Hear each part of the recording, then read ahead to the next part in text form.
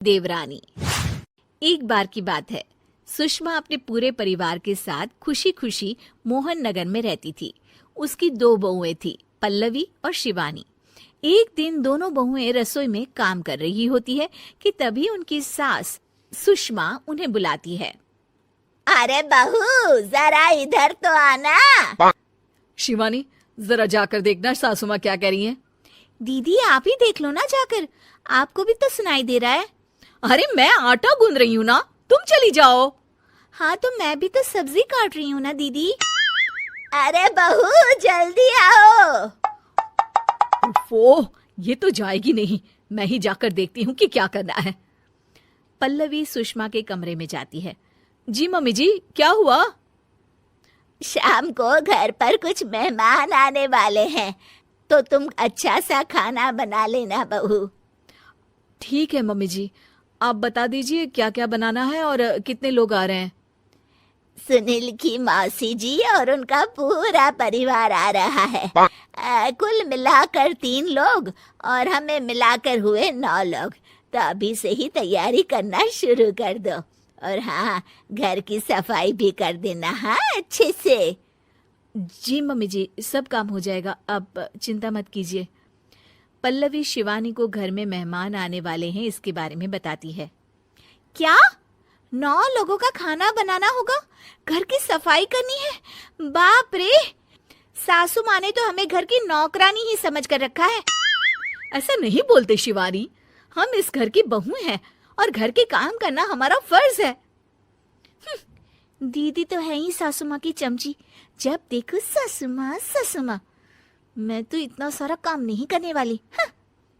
शिवानी कपड़े लेकर गमला साफ कर रही होती है और चक्कर आने का नाटक करने लगती है। मेरा सर चकरा रहा है। तभी वहां पल्लवी और सासू माँ जाते हैं। अरे बहू, क्या हो गया तुम्हें? मम्मी जी, बहुत तेज सर में दर्द हो रहा है। तुम एक काम करो शिवानी, आराम कर लो। नहीं नहीं दीदी, घर में मेहमान आने वाले हैं, मुझे आपकी मदद करनी चाहिए। अरे कोई बात नहीं शिवानी, तुम आराम कर लो, मैं सब काम कर लूंगी। ठीक है दीदी, अगर आप इतना कह रही हैं तो आराम कर लेती हूँ। शिवानी आराम से अपने कमरे में मैगजीन पढ़ रही होती है। इसे कहते हैं आराम की जिंदगी।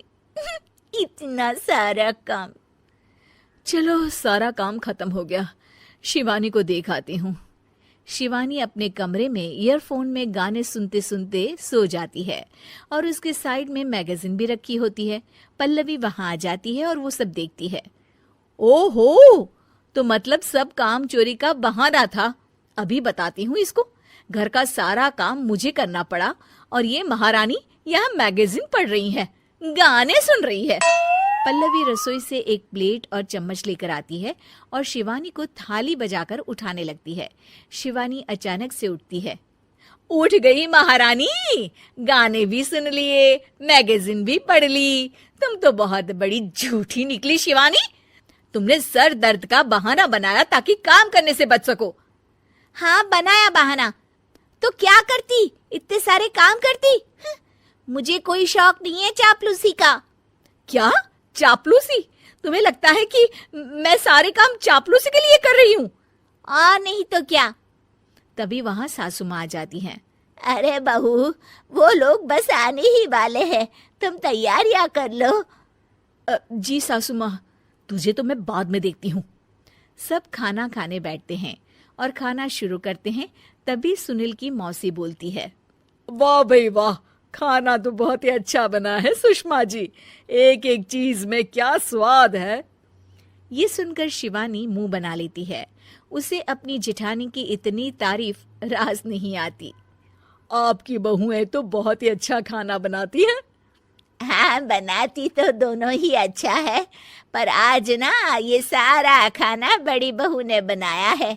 छोटी बहू की तबीयत ठीक नहीं थी, सो इसलिए। मानना पड़ेगा सुषमा जी, आपकी बड़ी बहू तो बहुत ही गुणवान है। पल्लवी की तारीफ सुनकर शिवानी को जलन होती है।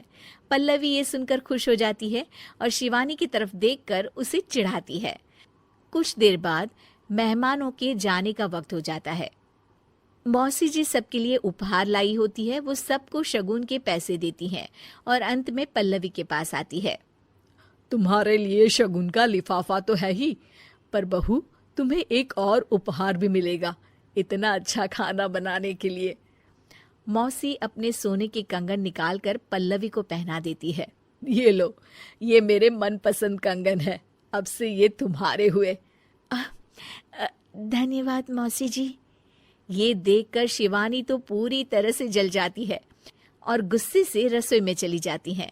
तभी वहां पल्लवी आ जाती है और उसे अपने कंगन दिखाने लगती है। देवरानी जी, अब आपका सर दर्द ठीक तो है ना? मुझे लगता है कि अब सर दर्द शुरू हो गया होगा आपका।